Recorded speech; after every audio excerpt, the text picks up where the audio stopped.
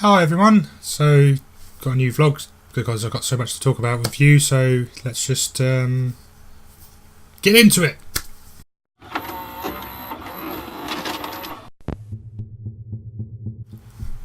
Hello, so yeah, we've got quite a bit to talk about this episode, so I thought I'd just go through as much as I can, as quickly as I can. I've even written notes as how organised I am for this episode. I'm still struggling with my voice again. I've been struggling all week with sort of weird throat cough issues, so apologies for that. I will try and mend myself so I'm better for the next episode. But let's talk about a few things. Firstly, P1-G has been cancelled. So P1-G was the big gaming event that me and Patrick were running through Hampshire Gaming Hub with another team in Portsmouth Guildhall, and unfortunately it's been cancelled by the team in the Portsmouth Guildhall. The main reason for this is the fact that there's basically been a funding issue with them themselves. The team in the Guildhall are funded by the government, and most of their events they put on are funded through the government funding. Unfortunately, the funding for this event they didn't actually get approved up for the next 3 years. They were sort of planning to do a long-term 3-4 year events, and they've not been granted the funding they required. So unfortunately, that means we've had to cancel P1-G, which is immensely disappointing for me and Patrick. We thought this could be a really good potential event for us to sort of market ourselves to the Portsmouth community, as well as dragging some of the people from Southampton, from Southampton Game Fest sort of events, all into one big event. So we thought maybe that could sort of promote us a little bit more and little things like that. So it's kind of annoying for us personally, and I can understand the frustration with you as well, the fact that we just don't have an event on now. So another sort of talk with Hampshire Gaming Hub itself, Southampton Game Fest's future. We're not planning at the moment to be putting on an event this year. The reasons for that is it takes a lot of time and prepping and working schedules out to do these events. The way that EGX and other events are running alongside where we normally try and plan our sort of events around, we're trying October, early October sort of time around there, it just isn't going to work for us in planning this event out for this year. This is mainly because of the fact that we were planning to put all our effort into the P1-G event, and now that it's cancelled we're a little bit like, what do we do? We could put an early event on, but we don't feel it would give us enough time to sort of set it up and make it a quality event like we have done for the last 5 years. It's disappointing, but just don't panic. We will try our best to do some smaller events throughout the rest of this year. I know Patrick's talking to me about doing a potential Mario Party event once we get the venue approved, and we're also considering doing Mortal Kombat launch party events. So again, it's all depends on whether we can get venues and things like that. So that's the main sort of issues at the moment. But we will be looking at other smaller events, and then maybe if we're really lucky, we might be able to do something bigger at the end of the year. But it's just because of the way things have sort of fallen and stuff, it hasn't really given us enough time to sort of work these things out properly. In terms of Southampton Game Fest, it normally takes us up to 6 months to sort of plan it out and put things in. We have done it quicker than that in some cases. I think the quickest we did it was in 2.5 months, but it just didn't quite work out the way we wanted to. Just give us a bit of that barrier to sort of plan it a bit more and work out whether we can drag in some extra devs from a bit further afield. It's things like that, you know. It's disappointing for us personally and obviously for you. But it's one of those things, unfortunately, it does happen. But like I said, we'll look into next year whether we can do another Southampton Game Fest, and we do appreciate everyone who's mentioned saying, oh, you can do an event now in Southampton. Yes, we can, and we are thinking about it, and there's lots of other things that go around with it. But you know, we appreciate the support, and we're going to try and do our best with what we can. So I just want to say thank you very much for everyone for your patience, and if there's any issues with getting refunds and tickets back for P1-G, please get in contact with us, because they should be able to give you a full refund with no problem. But if there are any issues, please let me know. Cool. So other things to talk about, we have in podcast systems future. So another sort of poor statement, I guess you could say. Matthew's decided he doesn't want to do Nintendo podcast system anymore, which is fair enough. He is doing lots of different things at the moment. He's currently going to university to study journalism and lots of other things. He's trying to build his own website, his own portfolio out, and he's just going to different job roles himself. He feels he can't give the same commitment to the podcast now as he could before. And to be fair to him, I said the same. I'm in the same sort of situation where what we were doing 4 or 5 years ago is slightly different to what it is now, and I've got about a million different other job roles sort of coming through, and community work and things like that. Hampshire Gaming Hub, for example. But it's frustrating. I really want to continue the podcast, but I just don't feel I could give it the same oomph to do it on my own. I'm considering some options. It's currently hosted on the Podomatic webpage, and it's costing me about £20 a month to host it all on there. And I do that because it's all set up so it goes directly onto iTunes, onto any other podcast catchers and things like on Android and stuff like that. It also goes directly into like Spotify and things like that as well. It's not quite as easy to set up on your own if you're doing that, so Podomatic's quite useful for doing that. And I didn't really have the knowledge of building websites and hosting stuff myself before. I've gained a little bit more knowledge on it now, but I'm still not 100% with it, if I'm honest. I'm looking at moving the podcast itself away from Podomatic and onto a different hosting page, and I've had talks with a few people about doing that. We're going to look into it, and if we can move the whole podcast and all the older episodes over, then fantastic, that's fine. If not, we might have to close it down completely and restart with a new podcast, or I can move it over and delete all the old episodes. Now, the good thing with this is, because we've got the YouTube channel anyway, it's got all of our episodes on we've ever recorded, so if you do want to go back to listen to the old episodes, they are all available in the Input Systems page as well on YouTube, so it's not a problem. You can go back to that at any time. It's one of those sort of things. I like the fact that I've got that recorded and available somewhere at least, So if we do end up closing the Podomatic one down, we can't be able to get on iTunes or any of the podcast catchers or Spotify, so that's going to be the first problem. But then again, when you think about it, a lot of them are just like news of the week kind of stuff, and when you listen back to them, it doesn't quite work as much kind of thing. I might consider doing the podcast differently in the future, and might do like a separate one episode for news, and then do episodes for events or talks or things like that. So it just seems like I maybe need to rework how we do podcasts and how we do episodes and things like that. Currently it's still open, currently it's still available, and we're going to take a couple of weeks break, and then Matt's going to do a final episode with me, and then we're going to decide what was going to happen with the podcast from there. There's a lot of things I'm considering, and again, I appreciate everyone's been listening to us for the last 3-4 years, however long it's been, maybe even longer than that now. I think maybe 5 years now. But I just want to say thank you very much for everyone. We do appreciate the love and support that people sent out as soon as we said we're closing down the event eventually. But it's unfortunate, it is one of those things, it happens, and we've got to move on.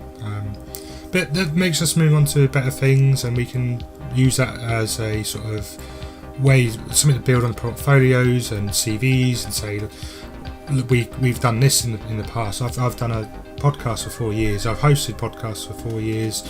Matt's done editing of podcasts for 4 years. We've had guests on from all sorts of places in different areas in the world. We've done, that's something brilliant for we can sort of say on our own CVs and things. So we've got those skills, and we've got something extra we can give to people. So, and also the connections we built with different YouTubers and podcasters and streamers and things like that. It's been excellent. So, I just want to say thank you very much to everyone who's watched the podcast system throughout the years and listened to it. So, thank you. Hampshire Gaming Hubs. So, I sort of touched on it briefly a second ago. Talked about Southampton Game Fest's future. That's fine. With future events, briefly mentioned doing Mario Party, doing Mortal Kombat. We're looking at other events to do. If anyone wants to talk to us, what any sort of events you want to happen in Southampton or anywhere closer around the Hampshire area, please get in contact, and we'd happily have a conversation with you. Again, the main problem is finding venues, but we'll go from there. I want to try and build the community a bit more. Try and do some community game events. I've mentioned this a few times before.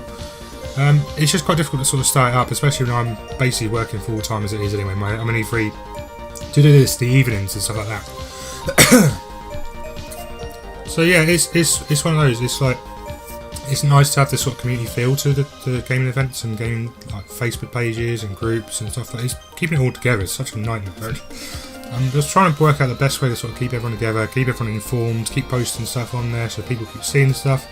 There's lots of interactions, but we're just not quite necessarily getting the interactions we want. But I want to get people playing the game together, and it's just so difficult to do. Why is it so difficult to do?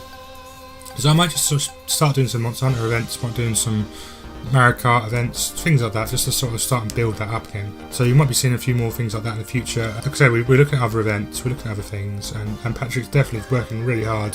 He's on holiday at the moment, but we've been working really hard to try and get some other connections going. And we went to Rezzed, EGX together, and sort of met a few people there to discuss some of the games they've been playing. And there might be some sort of connections for the next Game Fest, next group of events coming soon. So it'll be cool.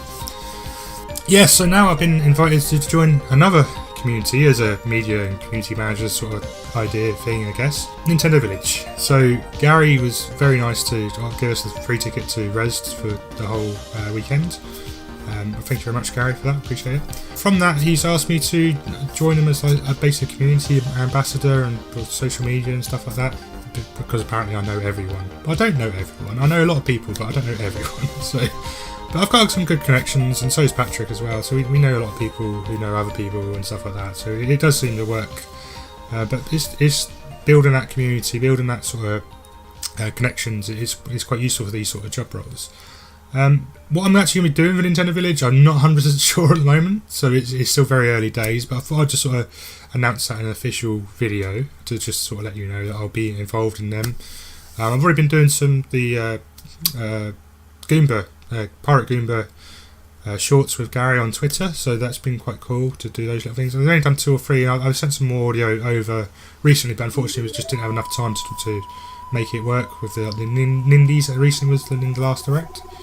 But we played a lot of those Nindies, so maybe we can sort of use that information still. Maybe I can re-record something for Gary for what we did at Rezzed and things like that. So maybe we'll see some more videos coming up in the future. Nintendo Village is also one of the ideas I've got with the podcast, maybe moving the podcast to Nintendo Village itself. Even if it's just restoring of the old episodes, I don't know whether that'd be good or not. But then again, I can also use it as a way to sort of just talk to you guys like this, just in audio format or rather than video. But the video works as well, so I don't know, whatever you want to do really. But it's just new learning practices, new things I'm sort of trying, and it's just, I want to sort of try and build myself a bit more and try and push myself a bit further. So it's one of those things. But cool. Now, last thing for this very nice, quick-ish vlog. I got a present in this box. I'm not going to show you my address, the label, because otherwise I'll suddenly get loads of people knocking on my door. I got this boy. Look at that. Look at that. He's a bit shiny on the. There you go. You can just about see him. That's pretty cool, isn't it? Nice young Link amiibo. They just released some new ones. This was with there's Ken and Daisy, which I didn't get either of those two for some reason. Don't know why. I wanted to get Ken, but I didn't actually buy it in the end. But I got young Link, who can go with the other Ocarina Link. So that's pretty cool. There's my little pickup for this episode. Ooh, I can't work out this sort of camera stuff when I'm looking the other way. Ooh. Yeah, there you go. That's them two. Should I unbox this or should I leave it as it is? You let me know. Let me know. Oh, I'm going to have to unbox it. This looks too good. Now, I've got to say, comparing these two Amiibos together, like the young Link and the adult Link, should we say, adult Link, they look pretty cool. And I just want to say that the design and like different parts of this young Link Amiibo is so much cooler. Look at the shield detail and everything is so amazing. Like, I'll just try and turn it around so you can see the sword. Like, you can literally see like the I don't know if the gems, gems quite in the middle there. It didn't quite look like it was in the middle for a second, but yeah, there's just so much more detail to these designs than the previous Amiibo. I think it's such a cool looking Amiibo. I'm really impressed with that. I feel like I am playing Ocarina of Time all over again. So yeah, nice. And compared again to him, there's lots of detail on the old Amiibos, and the bases seem to have changed as well. This is the previous base, with sort of a light brown sort of colour. The new bases seem to be more darker, sort of a blackened colour at the bottom and a much golder coloured base as well. So I like that. That's pretty cool. I'm happy with that amiibo. I'm definitely using that one for Smash, obviously. And then, yeah, I think that's pretty much covered everything I wanted to sort of talk about.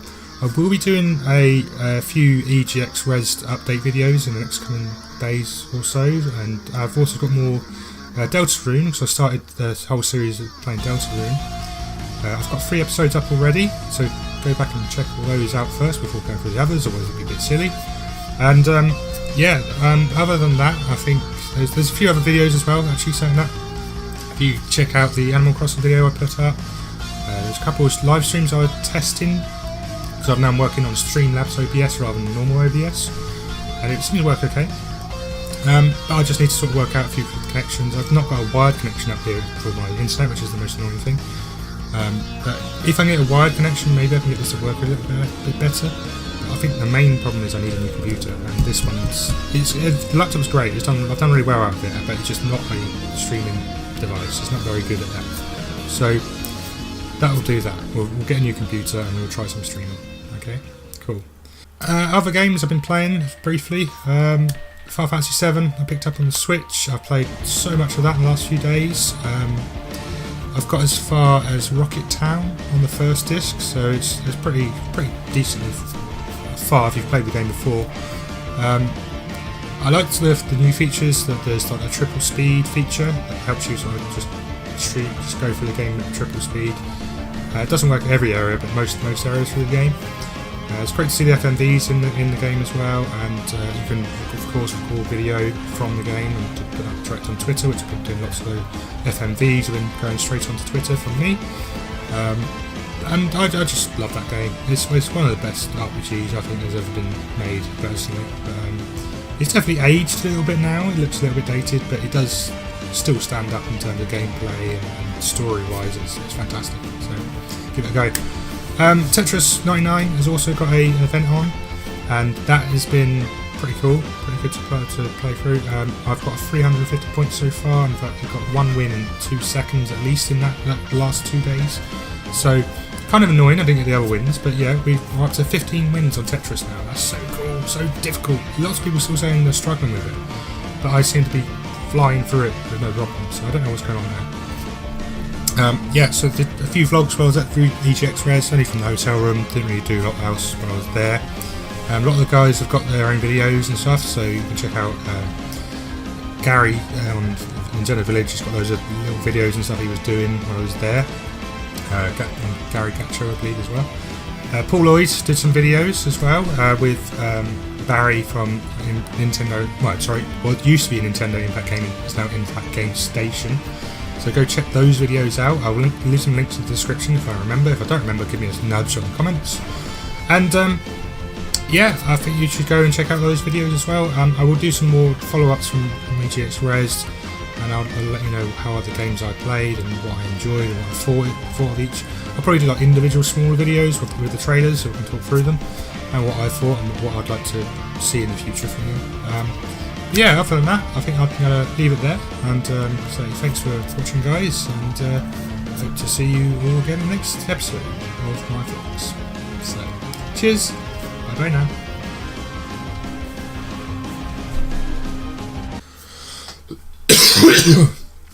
Bloody cough is killing me.